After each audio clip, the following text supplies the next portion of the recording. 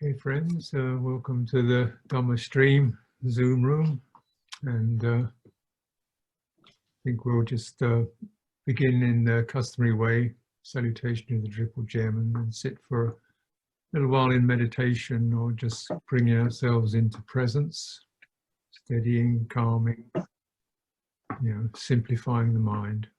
Very important.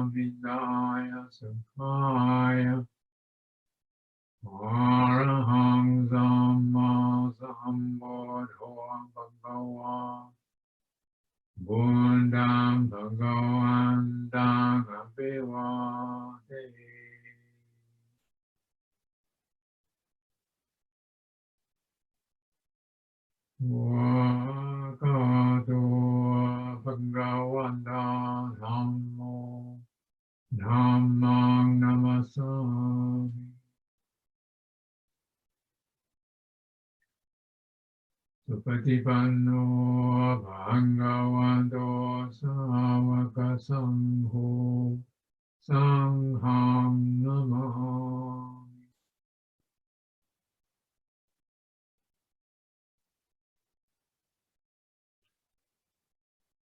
Namayan buddhasa bhagavato bhuvavāganamakaram.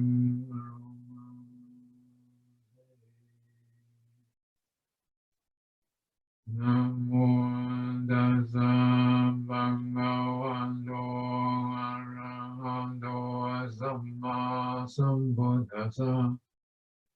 Namo tassa bhagavato arahato samma sambuddhassa. Namo tassa bhagavato arahato samma sambuddhassa. dasa.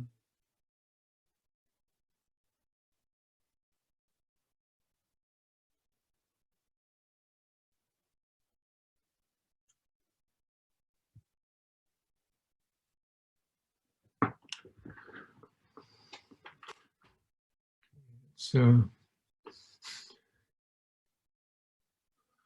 find a focus. In the basic setup we call meditation, the first theme is, it's actually called Yoniso Manasikara, or proper attention, deep attention. It's just what's useful now, what can I put aside? Because for meditation, in order to penetrate, you have to simplify. You can't have the mind scattered and spread too much content. You just need to simplify to get that penetration into the roots of the mind. Otherwise you just scatter across the surface topics and circumstances. And you want to really get into take the opportunity to get into the roots of mental behavior. Most of the time we are just dealing with circumstances and so forth, but really to get into the roots of it is what meditation and liberation is about. This means pruning, getting to the point, what's really happening now. Okay, and so putting aside, skim off what you don't really need to be thinking about, but just careful, it might be something you do need to think about. And just what's really feels strong here or focal here, and is there also giving yourself the opportunity to focus on where your strength or your clarity or your warmth or your compassion or your spaciousness is, your good karma, the results of your good karma, your honesty, your integrity, and how that feels. So you really stand on that place and linger in it, deepening in it. You stay with that for a while, you begin to get a sense of it begins to affect your nervous system, your body begins to settle. And that's the crucial entry point when you get that experience of something. It's not just an idea, you really get it, and something new.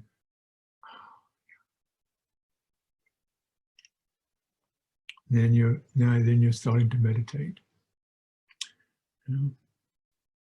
And you can strengthen that fortunate aspect by, when you feel in your good place, how your breathing feels now, because your breathing acts as a kind of almost a highlight. Yeah? So you breathe the quality of the good karma through your entire body, mind. So it highlights and emphasizes whatever is in your mind, for good or bad. So when it's good, you want to breathe it, because then it will make it stronger and you'll feel it more fully. And that's what you need for samadhi, is that strengthening capacity of good karma. And then you can look at what feels difficult or uncomfortable or need to resolve from a place of some strength and stability. So let's take a few minutes to take any of that that's useful and apply it.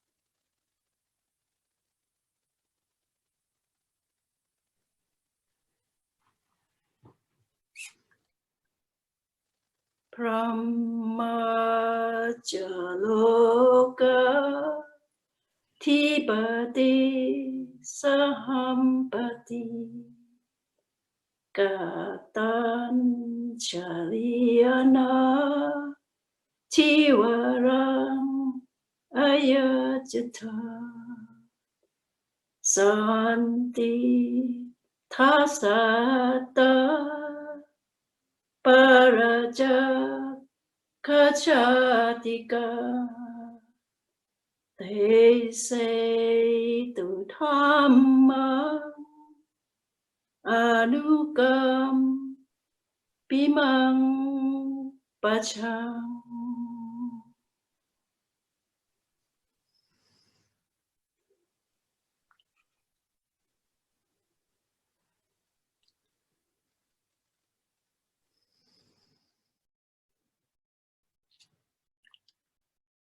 Namo tassa bhagavato arahato samma sambuddhassa. Namo tassa bhagavato arahato samma sambuddhassa. Namo tassa bhagavato arahato samma sambuddhassa. Buddhang dhammang sanghang namasami.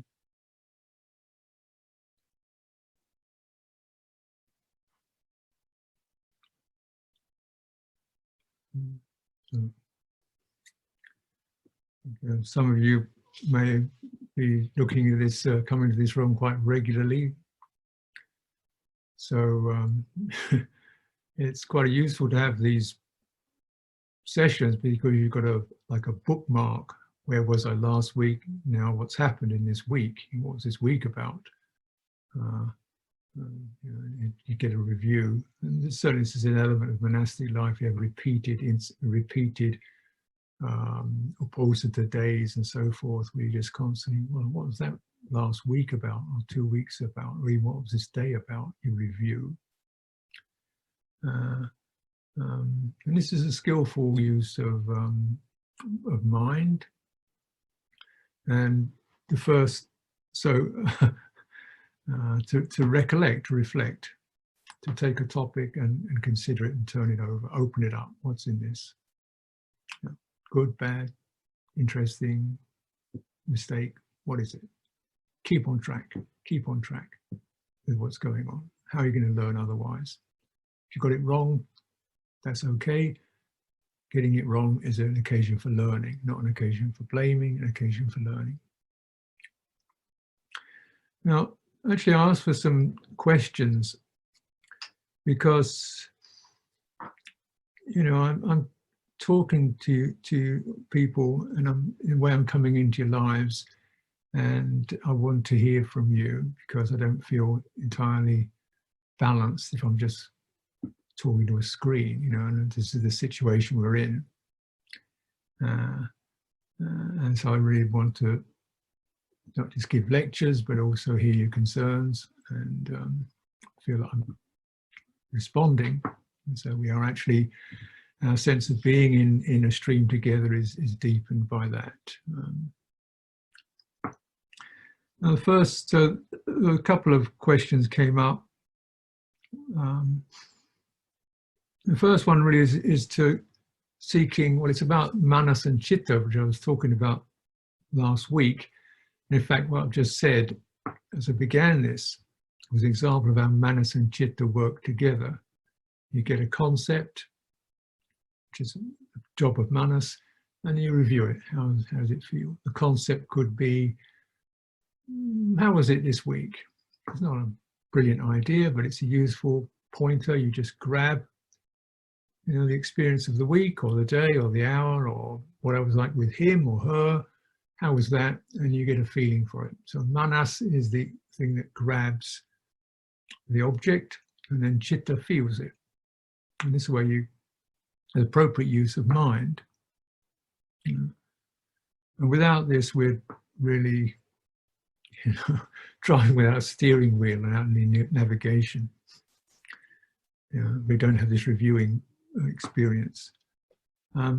these two qualities, or two aspects of mind, manas and citta. Now, this week I use the analogy of a hand. Imagine the mind is like a hand, and manas is the fingers that can reach out and grab something, pick it up, yeah, like that, yeah, like that, depending if it's hot or cold or big or soft or whatever it is, and grab it.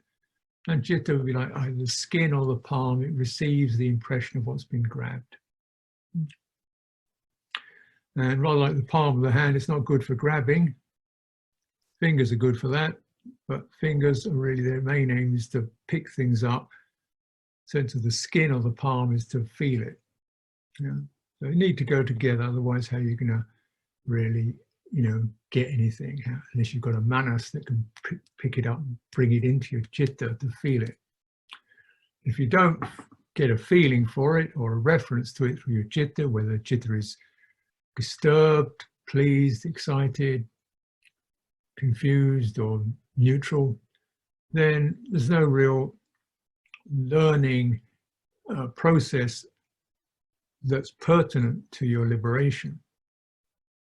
You may learn all kinds of other things with your manas. You can learn about algebra or geography, or business management, engineering.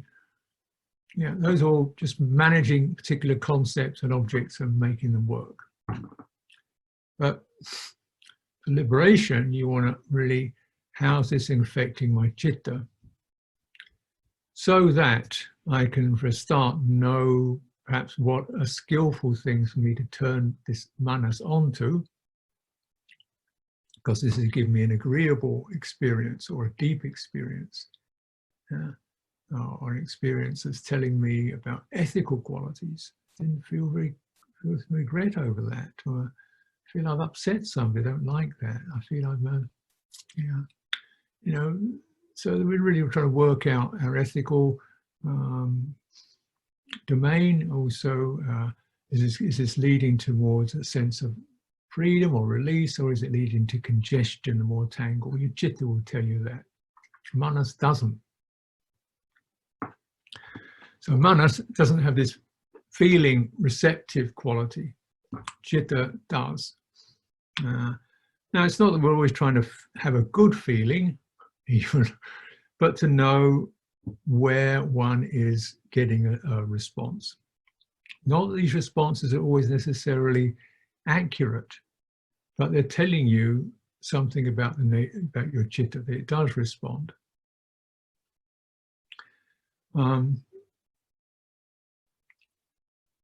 And these responses could be quite contaminated. You might have all kinds of biases and sore spots or numb spots on that citta. At least you need to know that,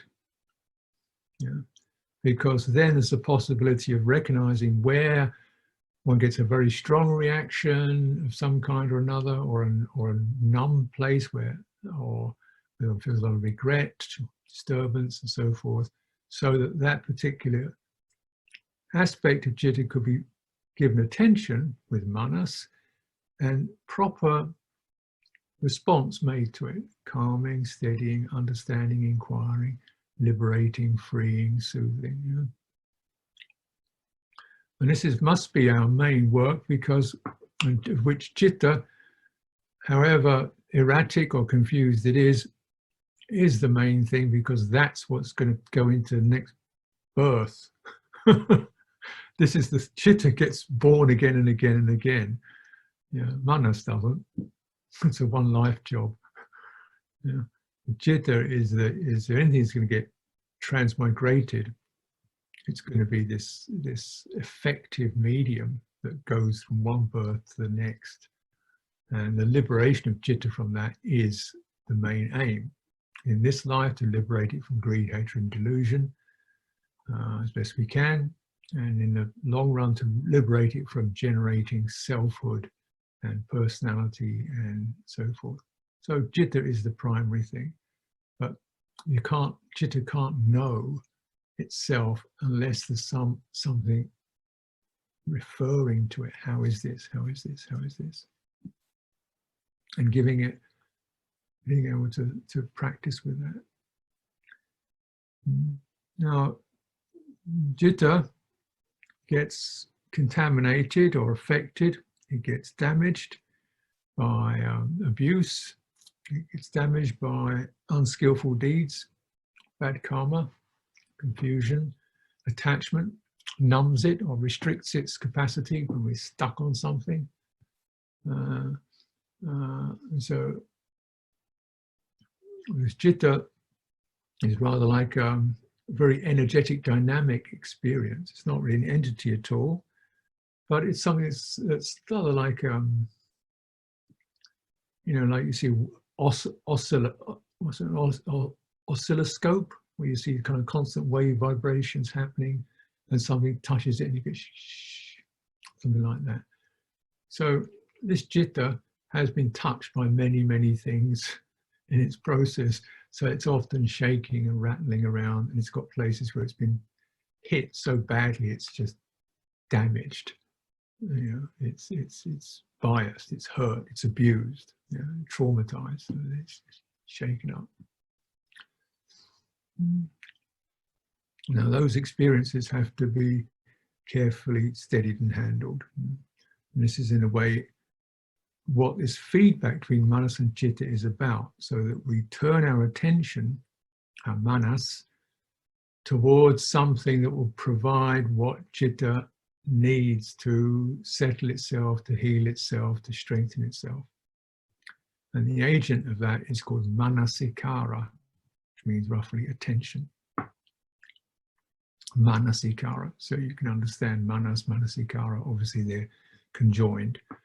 Attention then is that grabbing, focus. Yeah. And that's what it does.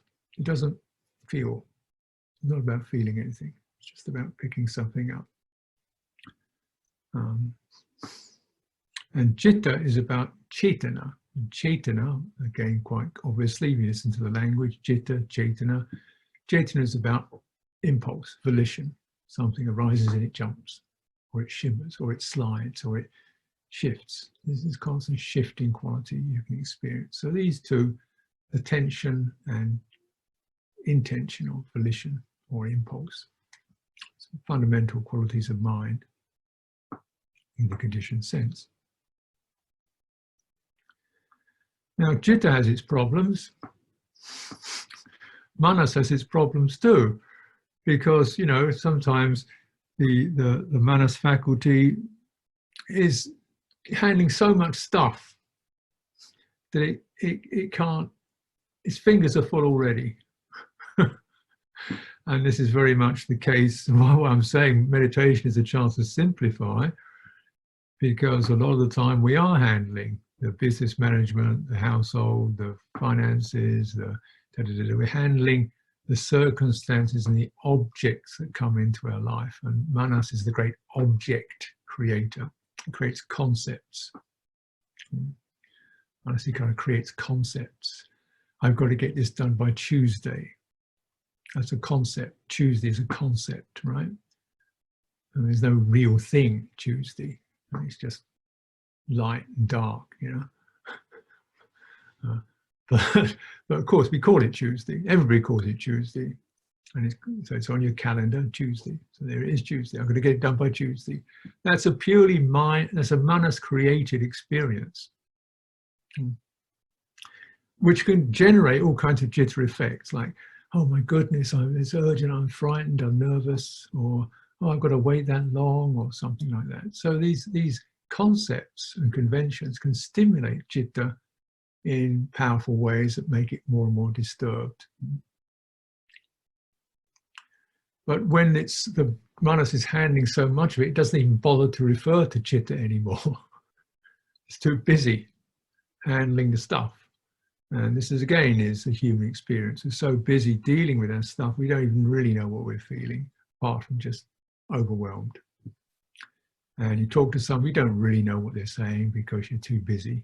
You don't listen that deeply. So this can be that what we need to find is something we simplify. And so one of the trainings of manas is to get simple. And so you simply the steadier, the more in-depth appreciation you can have of experience. And clearly what renunciation is about as a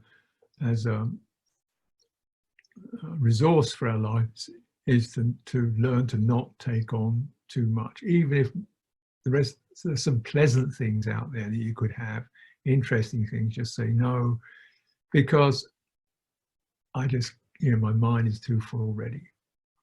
And but so these two, so manas can be afflicted, and chitta can be afflicted. Yeah.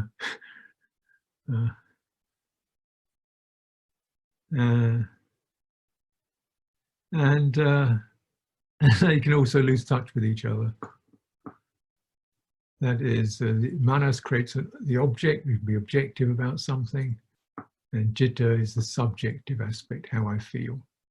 And they can lose touch with each other. We can just be totally subjective. I'm feeling this, that, and the other.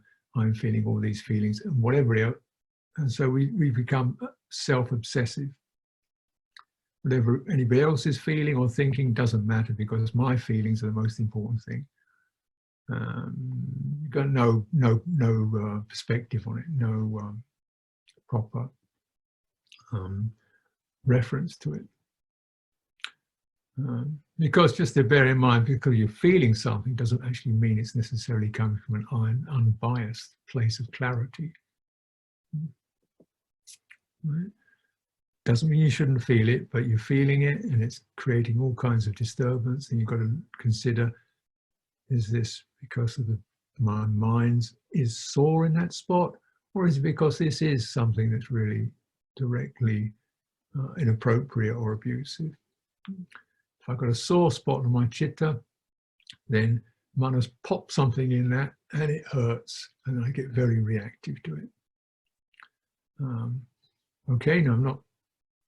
That's good to know, because then maybe I'll say, okay, let's look at that reactivity and what is that sore place. This is where you begin to realize the nature of karma. Things we've done will create these impressions in the mind. The citta could be quite sore through harmful deeds we've done, or even harmful things that have happened to us, to make the citta sore or unbalanced. So that we see something, it reminds us of that terrible thing that happened 5 years ago, even though we know it's not the thing. In our brains, we know, yeah, that's not him, but he reminds me of that person who attacked me. I feel fear flooded. So manas sees something that looks like, and takes that impression, puts it into that sore spot, and flares up. He reminds me of, that sound reminds me of, and suddenly all these effects occur.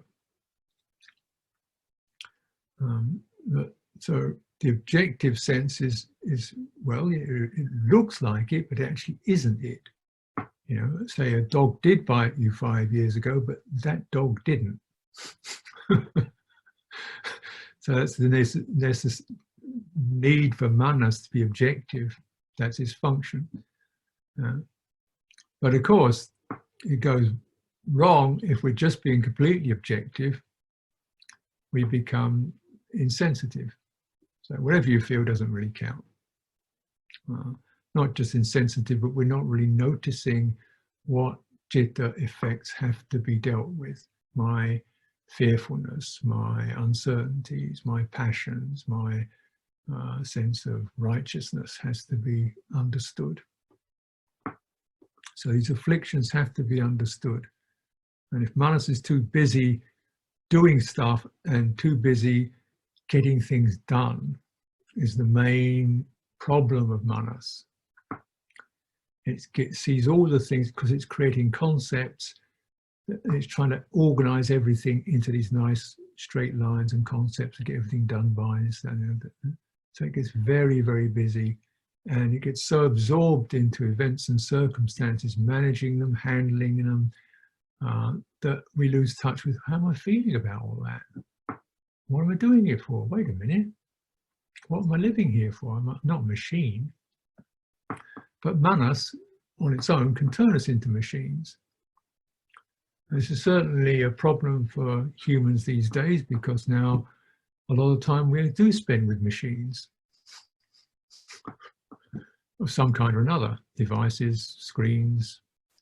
Probably we could spend more time with a device and machine than with a person. Or if you're with a person, you're not really with them, they're just another object. Oh, that's the boss, that's the secretary, that's the policeman, that's the that's that. Just an object, not sentient being, feeling things, just a figure on a screen who represents something to me. She represents something I don't need to consider. He represents fear. She represents desire. Yeah. So they just become objects. And this is certainly apparent in human behavior. We create each other's objects. Manas just gives us a way of buttonholing somebody, putting them in a box. And our lives become very much in boxes, with the idea that if you get the right box, everything's going to be fine. Get those boxes lined up, nice and tidy, and the future all sorted out, you'll be happy. Because it's a big deception, because you just get incredibly busy and also irritable, because life doesn't fit into boxes, and people don't fit into boxes, and you don't fit into a box. So what's going wrong? Why am I this? Why doesn't he do that? Why don't they behave? Why is it, because life isn't in a box. It's not an object that you can handle. It's an experience you have to participate in right now, not something you can have lined up for the future, right? It's something you're participating in now. And really the most accurate thing is that this is the excitement, this is the impulsiveness, this is the eagerness, this is the agitation. Let's deal with that. If I deal with that, then the right containers will happen by themselves. The right container is mindfulness, not a box. So we're training, reflecting on this, putting the two together. Because this is how karma works. It means if you've got vipaka karma is the sore. It's not all sore, so there's some pleasant spots too, but take that as an example. You have pleasant spots and unpleasant spots. Places where we're very reactive, places where we're very beautiful, generous, comfortable, places where we're not so nice. Vipaka. And there's causes and conditions that have created that, and we don't need to go into that. What you do need to know is if you keep those things remain, those qualities of the disagreeable places and the agreeable places in your citta will continue to create, they will be the basis for how you act. So you'll keep creating karma. That means every time something hits that sore spot, you'll keep getting annoyed and complaining and feeling upset and feeling hurt and wounded and so forth. And life is unfair. And every time you hit that pleasant spot, you think, oh, this is right, this is the way it should be, I want more of that. And this is karma. So, and that just goes on. And as long as the citta is doing that, it just goes on and on through life after life after life. So we need to work out these strong reactive places. Of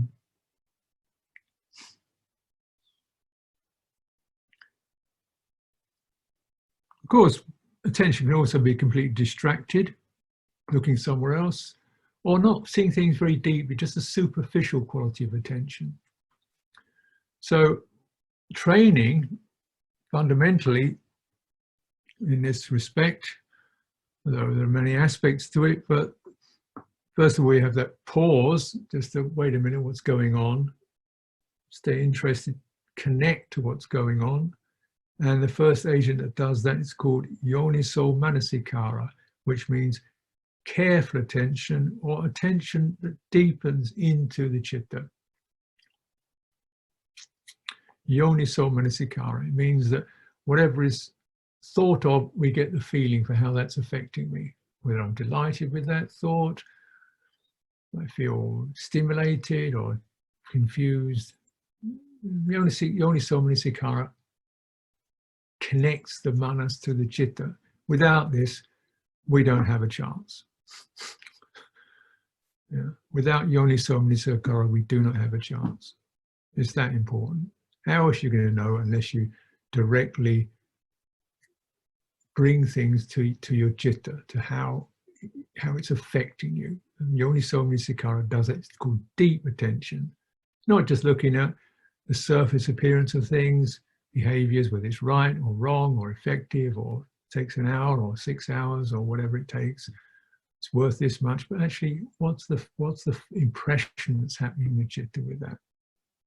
Without this, there's no path. And yoniso manasikara takes its assurance in samadhi, right view. It means if we based on the sense that we do all have the ability, if we do connect to the citta, to begin to discern this is skillful, this is unskillful.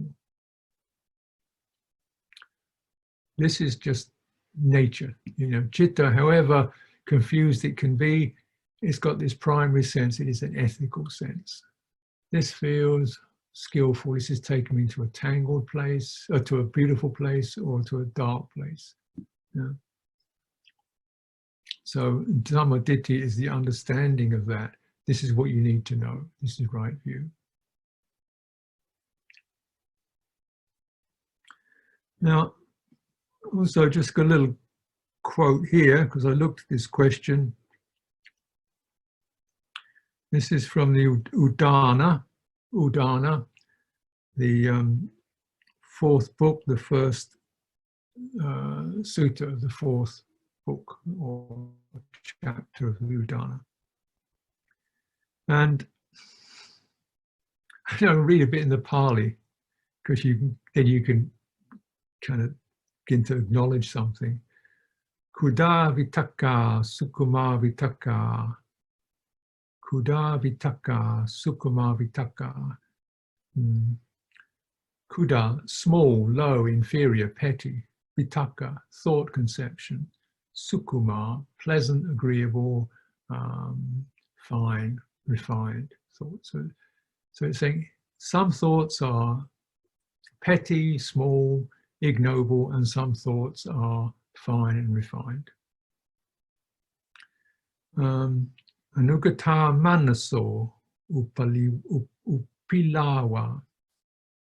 And also there is the mind getting excited, the manas getting excited, elated. Ete avidva manaso vitake hura hurang dawati pantachitto. Not having understood these thoughts of the manas, the unsteady mind runs here and there. So these two words, manas and citta, appear in this. So clearly here, manas is the one that does the vitaka, which here is translated as thought, which is reasonable. And then because of this, and it gets excited by its thoughts, it gets interested. Oh, I thought this great thought. Oh, yeah. So it gets fascinated with its own thoughts. And people do. I do. So the mind gets kind of a bit up in itself. We think we know it all, oh, I got all this sorted out. We get a little bit puffed up, maybe. All nice and clear, now I've got it sorted out, whatever it is. I've got my project done, that's it. nicely. That's it. Good. Yeah, I feel good. Played with some thoughts. That's what you did. But not having understood these, the citta is, it runs here and there. It's running around. It's shaken by this thought process and it's running around. Yeah. But meanwhile, manas is so kind of excited by all this, or that it doesn't really notice that mind is running around. It's getting so quick, it's operating so fast. Now, here the word vitakka for thought, which is not bad, but vitakka is only one part of thought. And vitakka is the part of thought that just immediately conceives, like, oh, that's that, that's that, that's that, that's that. It's the pointing. That's that, that's that, that's him, that's her, that's Tuesday, that's that, do that, that's it. Yeah, it's got the click, it's the orders of the mind and the immediate hit of the mind, thought. This again is used a lot. It's part of what thinking is about. There's another aspect of thinking called vichara. Vichara means having had a thought, concept, you explore it. How is that? How is that? What's that like? What is that? So this itself is called complete thought, is vitakka vichara. And then it's very much like what we're encouraging is the idea you have or the thought that jumps into your mind, you take it in and how is that? Taking it to citta. I mean, clearly in this verse, there's no vichara, it's all vitakka. That's the problem. Yeah. And it's not just a problem in this verse either. It's a problem in life. We've got all the words, got all the thoughts, got all the ideas. Nobody listens to themselves or to each other. Yeah. And you see this happening in so-called communication. It means when I get to say my bit and he goes, I haven't asked him what he felt about it because he's just someone I need to deal with. Yeah. And we all get this. I can be someone who needs to be, people see me as something to deal with. So give me a line. Can I do this? Can I do that? Or what do you think about it? Is it yes? Is it no? Well, nobody actually wants to know what you're feeling about it or what's happening. Because you're an object. Vitakka makes you into an object. And the second question is going to deal with some of that, some of the horror of that. It's to deal with racial discrimination and violence, how people get made into objects just because of a minor aspect of physical appearance, and then treated in a very abusive way with no sensitivity to what they're feeling or experiencing as human beings, as fellow humans.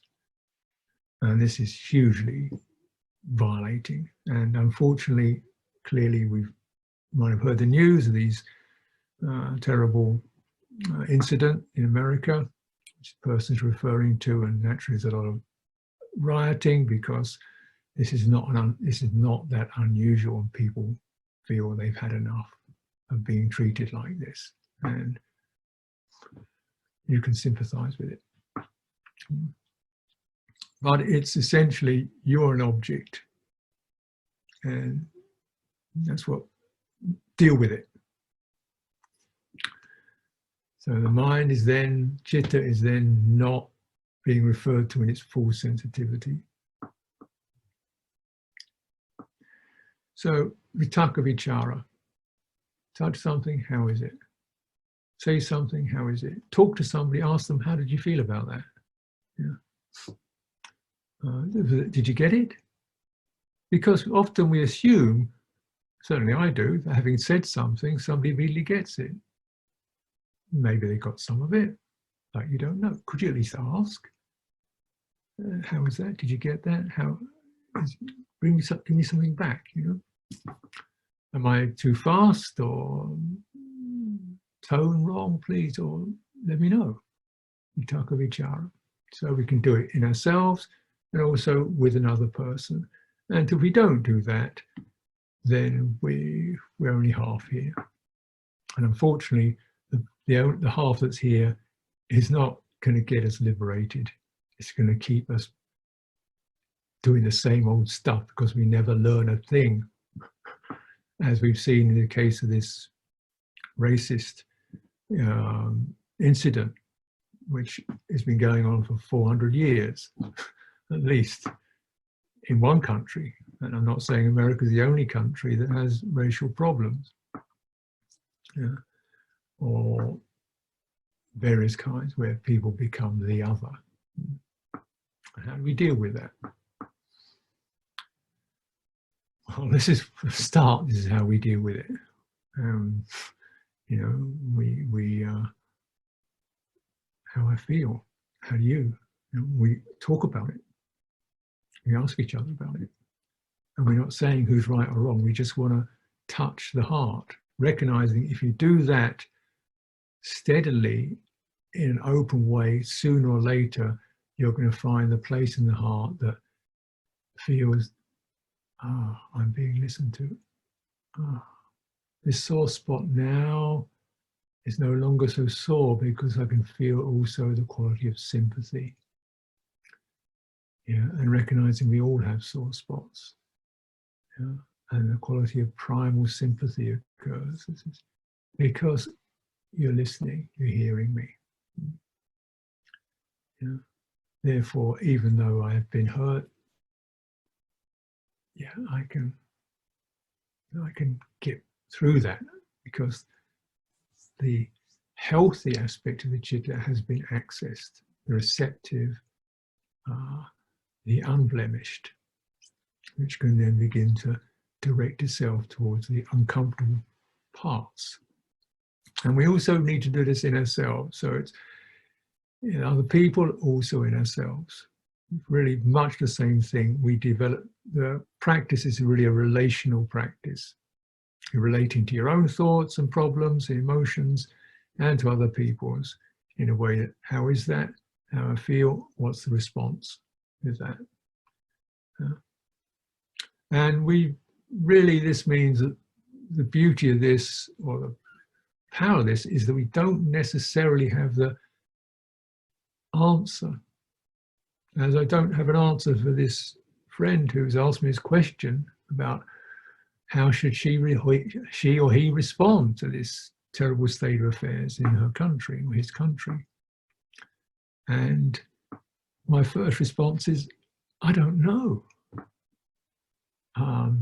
I feel shocked. I feel overwhelmed. I don't know. I mean, because it's not, this is systemic. How do you deal with systemic delusion? Apart from feel suddenly overwhelmed by it, shocked by it. Okay, well, I'll feel that. Then I'll start to handle that, be with that.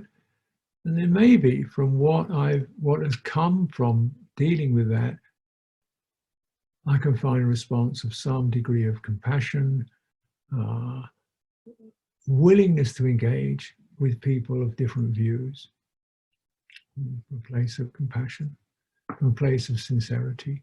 And maybe this is the best thing we've got. Because clearly, as this person's sensing, and it's not for me to say, there's no confidence in the leadership of the country to do this. And I kind of feel very much the same way. Because they just want business as usual. They don't want to go into the dealing with the problems. They just want, let's get some more money. Business as usual is what we want. We don't want this messy process of opening up pain. That's not what our leadership is about. Political leadership. It's not about enlightenment. Get it? You know? And frankly, the more that the leadership of our countries is driven by economics and power, the less it's going to be associated with the welfare of the people in that country. Check it out. Yeah. What do you mean? You had a family of 5 people. All you were interested in was your status and who's got the most money. What's your family going to be like, right? You know, so really, if we have a nation of 20 million, 100 million people, 10 million people, you know, I mean, what's the chance if you're constantly just into material gain all the time? And really, this is part of the whole racial problem. It's not. It's about creating a poverty group. Anyway, we don't go into that right now. This is a whole kind of social analysis that I really want to,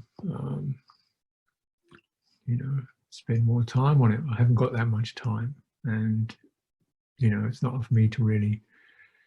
I'm not a learned scholar, but you look at the signs of how nations work and how they don't work, and you're saying, look, you don't really have a nation here. You know, it's, and you know, and it's just not working. And if it knows that, if it actually acknowledges that, then we've got a chance. And it's not because of him and him and him and him and him. Well, it may be, but that isn't going to answer it. Yeah. All we know is everybody's feeling uncomfortable and in pain. We've got to get together to find where we're healthy. And we bond around our health, not in punishing and blaming and judging. Is not going to get us out of this mess.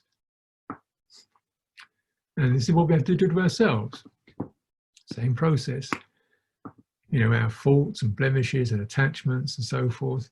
Yeah, when you start to see them, it's not a very comfortable experience. Seeing your pettiness or jealousy or, you know, passions and craving and addictions, it's not a glamorous viewpoint. But, you know, what do you want, reality or what? Or sedatives? So you say, okay, well, you know, it's shocking, but also the understanding of Buddhism, even though it does present you straight on day one, there is suffering, you know, it's right there. It's not to make you more miserable. It's saying, look, if you know you're sick, I tell you, there's a possibility you could heal it. If you don't know it, you're never going to heal it.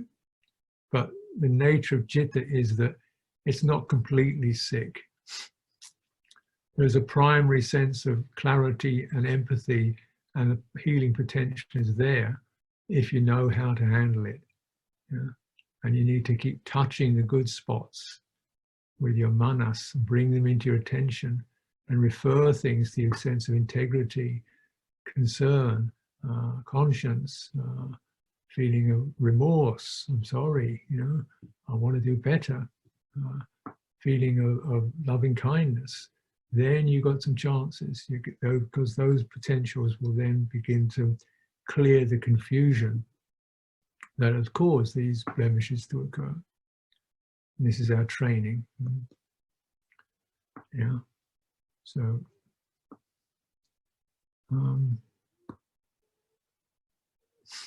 well, we're getting near the end of the hour. Whatever an hour is, you know, it's concept again. It's you know, how these conventions take over. Days, times, hours. Yeah.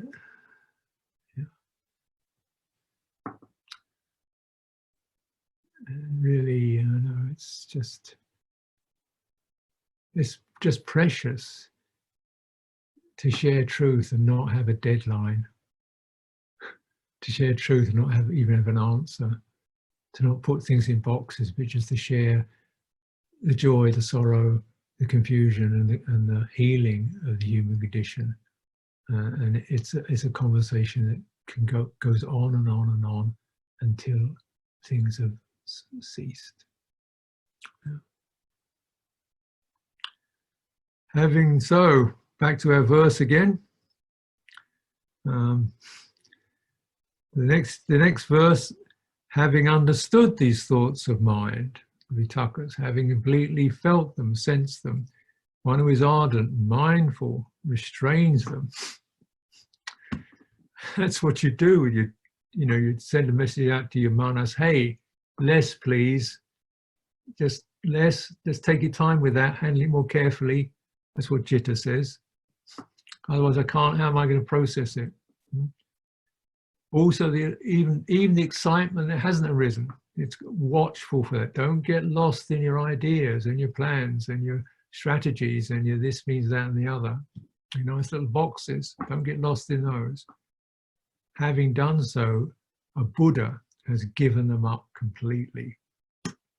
Who needs boxes?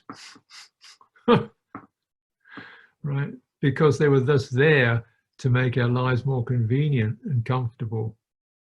That's what this whole thing was, what societies and rules and words and language are all about, making our lives more comfortable, convenient. And if we don't, but the weird thing is, if you don't handle them properly, they make your life more miserable and confused and overwhelmed. So you use concepts and conventions as is necessary in order to understand where the citta is stuck, attached, confused, happy, bright, clear. And if you touch into that, then the citta can begin to take over till eventually you don't need manas. Manas is not, it's not a thing, it's just a system. You don't need that system.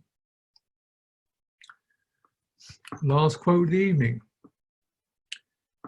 That place should be understood when manas ceases and perceptions of mental phenomena, thoughts and ideas fades away. That base should be understood. How can we understand it? We understand it not through manas, we understand it with citta. Citta senses the ending of the thought process, the ending of discrimination, racial or any discrimination, putting people in boxes, ending, of putting people and things into objects, strategies, ending of that. Therefore, because the citta is confident and complete in itself to respond with its own resources of wisdom and compassion and clarity and stability and dispassion. That place should be known and understood when manas ceases, because this is where, when manas ceases,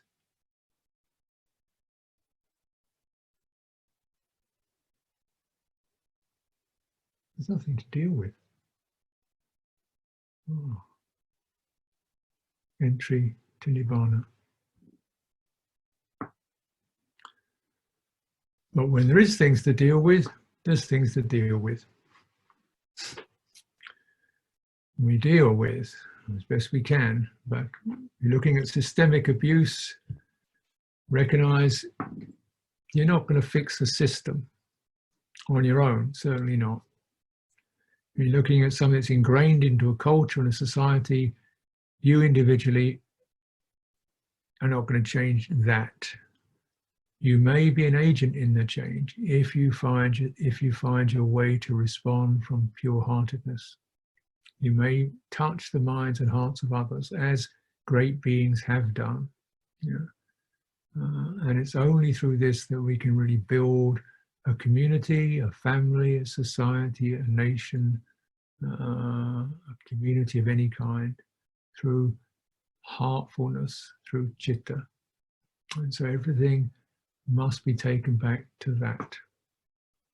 Giving ourselves the time to hear the disagreements even, the pain, the accusations, okay.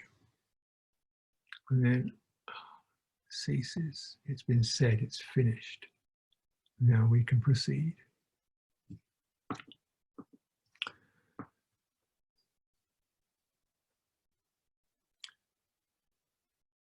It's amazing how when we touch citta, there's not much needs to be done.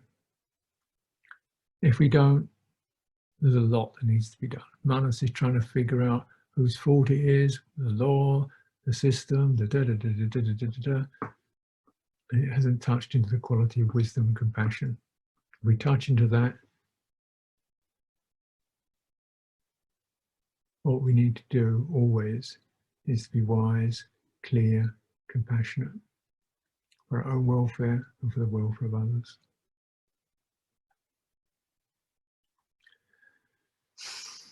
So friends, we tried to keep this to an hour. I've already gone over it. But that's the way I am. Thank you for taking the time to tune in. I hope this is beneficial. The whole thing is set up really from attitude of sympathy and concern that people can hear Dhamma in their isolation. And I feel quite honoured that I've been asked to speak at this occasion. So let's just finish just taking in any aspects of that you want to bring to mind before something else jumps into your attention. Linger. That's another aspect you need to train yourself in. Linger. Don't jump to the next thing. Linger. Take it in. Dhamma is deep.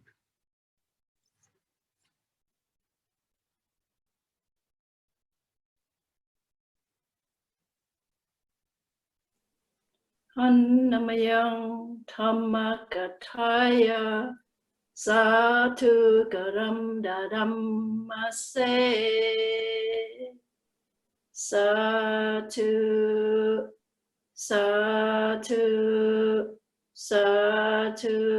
Anumodan.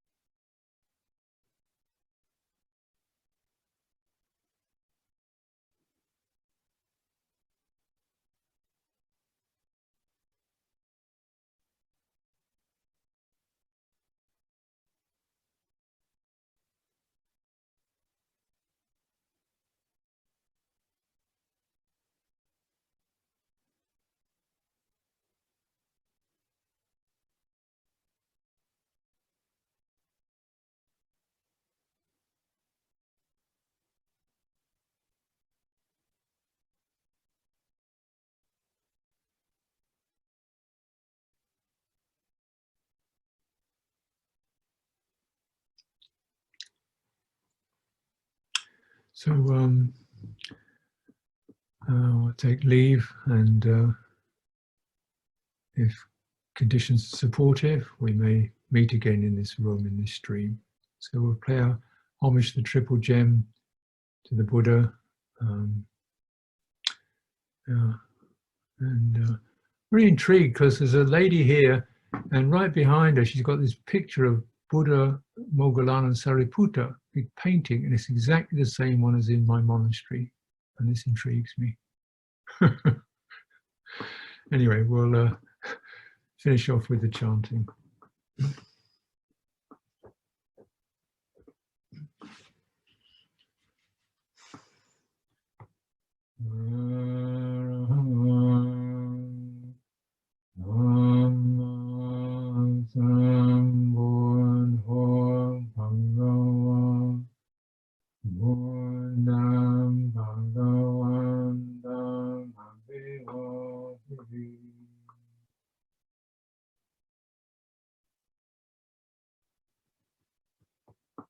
Bhagavato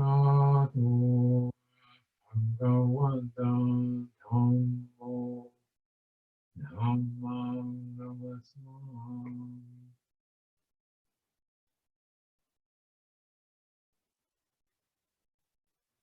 Patipanno Bhagavato Sāvaka Sangho Sangham Namāmi.